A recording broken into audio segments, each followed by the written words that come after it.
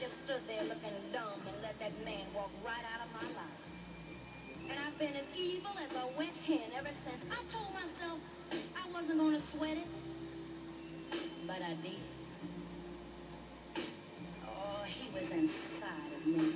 Okay, we're going to be talking a little bit about single gene disorders, and we're going to have to talk a little bit about some terminology. So first, what are single gene disorders? So they are primarily disorders that affect the pediatric age range, and greater than 90% of these single gene disorders will manifest before puberty.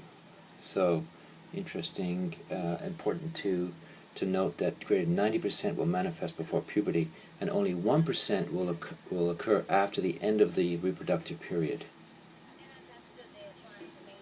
So we're going to talk about some details about single gene disorders, but let's talk about, first of all, pedigrees. So what is a pedigree?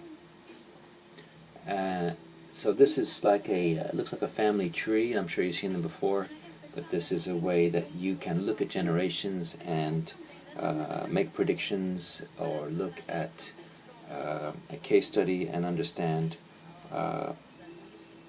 where these disorders come from and try to predict what might happen in the future. So to make a pedigree, you need 3 generations of a family history to make a standard component to make this for your basic medical practice.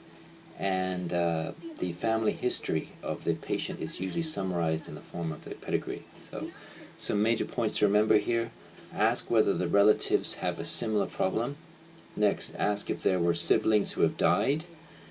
Inquire about miscarriages, neonatal deaths. Be aware of siblings with different parents. And ask about consanguinity. Consanguinity is inbreeding. And ask about the ethnic origin of the family branches. So let's talk about some of this basic terminology here. What is a proband? A proband is the affected individual through whom a family with a genetic disorder is first brought to attention. So this is the person who is affected. The consultant is the person who brings the family to attention by consulting a geneticist, and may be the unaffected or affected relative of the proband. But anyway, they're the ones that bring the problem to the geneticist. Then we have sibship. Sibship, these are the brothers and sisters and family of sibs, so brothers and sisters. Kindred, the entire family, relatives are classified as either first degree, second degree, third degree, fourth degree, etc. Consanguineous. Consanguineous is couples who have one or more ancestors in common, which we're talking about inbreeding here. And remember that with consanguineous relationships, you're really worried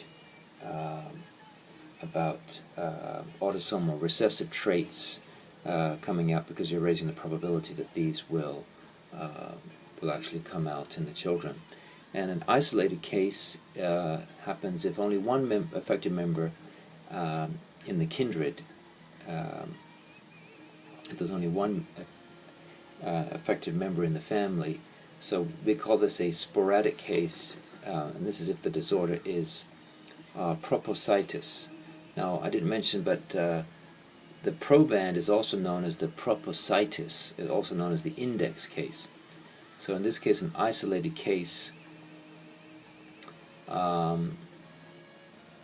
if there is a sporadic case, if the disorder in the propocytis is determined to be due to a new mutation, then you would call it an isolated case. A little bit complicated, but I think I got it. Okay, so those are the basics.